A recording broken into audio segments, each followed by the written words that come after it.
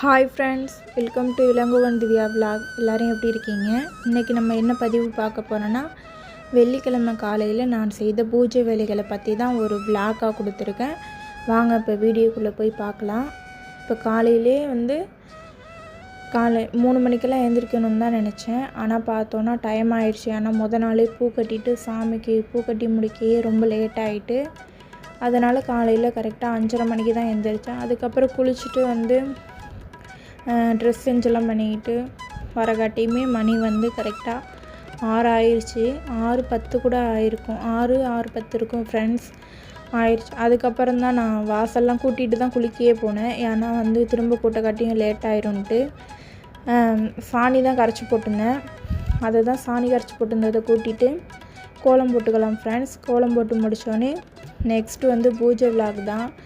நிலவாசப்படியில் மஞ்சள் குங்குமம்லாம் வச்சுட்டு ஊர்லியெல்லாம் அலங்காரம் பண்ணிவிட்டு, எப்போதுமே பெண்கள் நம்ம தான் நம்மளோட வீட்டை ரொம்ப சுத்தமாகவும், நம்ம வீட்டில் உள்ளவங்கள ஆரோக்கியமாகவும், நம்மளையும் நம்ம ஆரோக்கியமாக பார்த்துக்கணும்.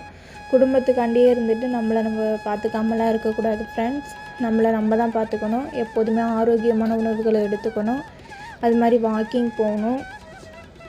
3 லிட்டர் தண்ணி குடிக்கணும். முடியலையா 2 லிட்டர் கூட தண்ணி குடிச்சிக்கலாம் ஃப்ரெண்ட்ஸ். நம்மளை நம்ம தான் ஆரோக்கியமாகவும் ரொம்ப சுத்தமாகவும் பார்த்துக்கணும்.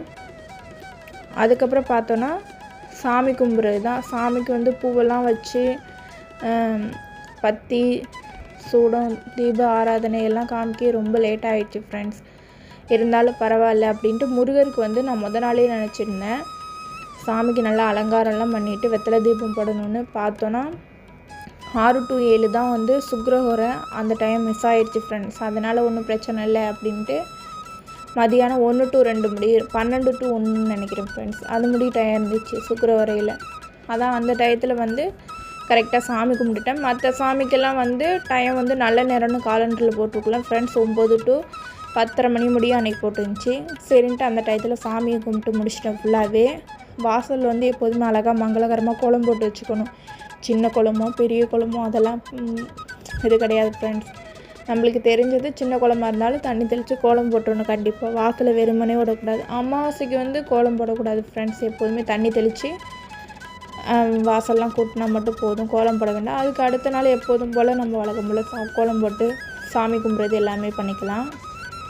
அமாவாசை அன்றைக்கி மட்டும் பித்திருக்கள்லாம் நம்ம வீட்டுக்கு வருவாங்கன்னு கோலம் போடக்கூடாதுன்னு சொல்லுவாங்க. நம்மளோட முன்னோர்கள்லாம் நம்ம வீட்டுக்கு வருவாங்க, நம்மளை ஆசீர்வதிப்பாங்க. கோலங்கிறது அம்பாளுக்கு உகந்தது.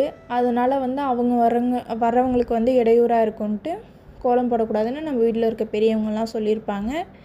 நீங்களும் இதை கண்டிப்பாக ஃபாலோ பண்ணுங்கள். இப்போ பார்த்தோன்னா நம்மளோட நிலைவாசல் தான் எப்போதுமே நம்மளோட குலதெய்வம்.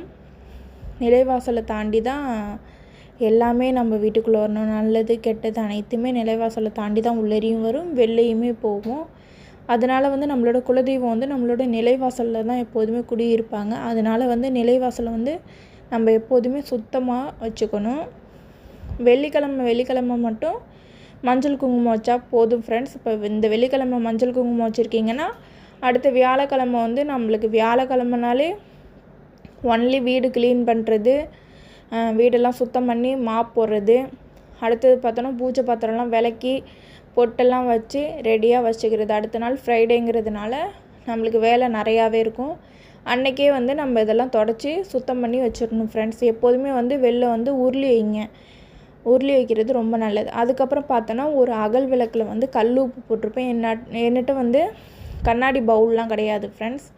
அதனால் நம்மள்ட்ட எது இருக்கும், மண் பாத்திரம் இருந்தாலும் சரின்ட்டு அகல் தான் இருந்துச்சு. அது மண் பாத்திரம் தானே. அதனால் நம்ம கைப்பிடியால் 3 கைப்பிடி அந்த உப்பு எவ்வளவு பிடிக்குதோ ஒரு கைப்பிடி பிடிச்சிருந்தாலும் பரவாயில்ல, அந்த அளவுக்கு போட்டு வச்சுட்டோன்னா நம்ம வீட்டுக்கு வர கெட்ட எனர்ஜிகள் வராது, நல்ல எனர்ஜி மட்டுமே எப்போதுமே இருக்கும். அதுக்கப்புறம் பார்த்தோன்னா சாமிக்கெல்லாம் பூ கட்டியிருந்தது கரெக்டாக 2 கவர் வந்துருச்சு ஃப்ரெண்ட்ஸ். என்ன பூன்னு பார்த்தோன்னா அரளிப்பூ தான் கட்டியிருந்தேன். எல்லா சாமிக்கும் வச்சுட்டு அதுக்கப்புறமா தான் சாமிக்கு பூவெல்லாம் வச்சுட்டு தீபம் ஏற்றுறப்ப தான் தலையெல்லாம் அவுத்து விட்டேன். ஏன்னா அவங்க கொண்டையை போட்டுக்கிட்டு அப்படியே போய் தீபம் ஏற்ற போகிறாங்களே அப்படின்னு நினைக்க வேண்டாம். தலையெல்லாம் அவுத்துட்டு லைட்டாக ஒரு கிளிப் எடுத்து குத்திக்கிட்டு அப்புறம் கொஞ்சமாக பூ வச்சுக்கிட்டு அடுத்தது தான் ஃப்ரெண்ட்ஸ் சாமியெல்லாம் கும்பிட்டேன். சாமிக்கு தீபம் ஏற்றிட்டு நெக்ஸ்ட்டு பார்த்தோன்னா ஊதுபத்தி காமிச்சிட்டு சாம்பிராணி எல்லாம் தூபம்லாம் போட்டேன். அன்றைக்கி பார்த்தோன்னா வீடே வந்து வெள்ளிக்கிழமைனாலே எல்லார் வீடுமே ரொம்ப பாசிட்டிவ் எனர்ஜியாக தூப ஆராதனை அந்த வாசனையாக தான் இருக்கும். நம்ம வந்து அம்பாவை வந்து வாங்க எங்கள் வீட்டுக்கு வாங்கலாம் அழைக்க வேண்டியதில்லை.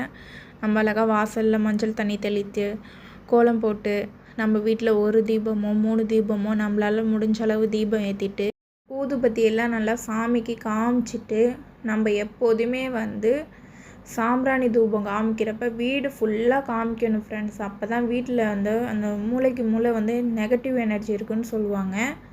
அந்த எனர்ஜியெல்லாம் போகும். நம்ம வீடு ஃபுல்லாக நல்லா தூப வாசனை மணக்க பால் சாம்பிராணியில் இருக்குல்ல ஃப்ரெண்ட்ஸ், அது வேணாலும் போட்டுக்கலாம். அப்படி இல்லையா இல்லை கம்ப்யூட்டர் சாம்பிராணி கூட போட்டுக்கலாம். அது நல்லா வீடு ஃபுல்லாக போட்டுட்டு அடுத்தது பார்த்தோன்னா கற்பூரம் காமிச்சு அம்மனுக்கு முருகருக்கு எல்லாருக்குமே வந்து ஆரத்தி காமிக்கணும். காமிச்சதுக்கப்புறம் நம்மளோட வேண்டுதலை வந்து அவங்கள்ட்ட வச்சிட வேண்டியதான். பெண்கள் நம்ம தானே நம்ம குடும்பத்துக்காண்டி எல்லாமே பார்த்து செஞ்சு வேண்டிக்கிறது. அதனால் வந்து ஒரு சில பேரால் வந்து என்னால் இவ்வளோ வேலைலாம் பார்க்க முடியாது அப்படின்னா கூட பிரச்சனை இல்லை. ஒரு தீபம் ஏற்றி லைட்டாக சின்னதாக வாசலில் ஒரு கோலம் போட்டுக்கோங்க. வாசலில் ஒரு மஞ்சள் குங்குமம் வச்சுக்கோங்க. நம்ம எப்போதுமே கோலம் போட்டோன்னே மஞ்சள் குங்குமம் வச்சோன்னா அந்த கோலம் பார்க்கவே ரொம்ப பாசிட்டிவ் எனர்ஜியாக இருக்கும். நீங்கள் எத்தனை பேர் அதை உணர்ந்திருக்கீங்கன்னு தெரில. அது மாதிரி நிலவாசப்படியில் நம்மளோட குலதெய்வம் எப்போதுமே இருப்பாங்க. உங்களோட குலதெய்வம் அம்பாலோ இல்லை ஆண் தெய்வமோ எதாக இருந்தாலும் பரவாயில்ல, மஞ்சள் குங்குமம் வச்சுக்கோங்க. 2 பக்கத்து எலுமிச்சம்பழம் வைங்க. அது மாதிரி உருளி வச்சுக்கோங்க. உருளி வைக்கிறது வந்து இப்போ வெளிலேருந்து வர்றவங்க எந்த கெட்ட எனர்ஜியோடு வருவாங்களா அப்படின்னு நம்மளுக்கு தெரியாது. அந்த உருளியை பார்க்குறப்பே வந்து அந்த கெட்ட எனர்ஜியெல்லாம் அந்த உருளி இழுத்துக்கிட்டு குட் எனர்ஜியோடு தான் நம்ம வீட்டு வாசப்படி உள்ளே வருவாங்க. அது மாதிரி வெளில போகிறப்ப ஐயோ உங்கள் வீடு என்ன இப்படி இருக்குது, இவ்வளோ சூப்பராக வச்சுருக்காங்களே அப்படின்னு ஒரு எனர்ஜி இருக்குமா, அந்த எனர்ஜி வெளில போகிறப்ப திரும்ப அந்த உருளியை பார்க்குறப்ப அந்த கெட்ட எனர்ஜியை திரும்ப எடுத்துக்கிட்டு குட் எனர்ஜியோடு போவாங்க வெளில போகிறப்பையும். அதுக்காண்டி தான் உருளி வைக்கிறது. கல்லுப்பு வைக்கிறது வந்து நம்மளுக்கு வந்து கந்திஷ்டி வர்றது இன்னும் நிறையா சொல்லுவாங்க ஃப்ரெண்ட்ஸ். அதெல்லாம் வராமல் இருக்கிறதுக்காண்டி கல்லுப்பு வைக்கிறது. வெள்ளிக்கிழமைனாலே எப்போதுமே கல்லுப்பு வாங்கி வைங்க. கல்லுப்பு, மஞ்சத்தூள், பச்சை கற்பூரம் மெயினாக வாங்கி வச்சுக்கோங்க. பச்சை கற்பூரம் வந்து பணத்தை இழுக்குன்னு எத்தனை பேருக்கு தெரியும்னு தெரியாது. ஆனால் வந்து நம்ம வீட்டில் பச்சை கற்பூரம், வெற்றி வேறு, மஞ்சள், கல்லுப்பு இதெல்லாம் வந்து குறையாமல் வச்சுக்கோங்க. பச்சை கற்பூரம் வந்து நம்ம சாமிக்கு தண்ணி வைப்போம்ல ஃப்ரெண்ட்ஸ், அப்போ கொஞ்சமாக பச்சை கற்பூரம் தூவிட்டு வைங்க. அது மாதிரி சக்கரை பொங்கல் சாமிக்கு பொங்கினாலும் கொஞ்சமாக போட்டு வைங்க. தொடர்ந்து வீடியோ முடிச்சுக்கலாம். தேங்க்ஸ் ஃபார் வாட்சிங். Thank you friends.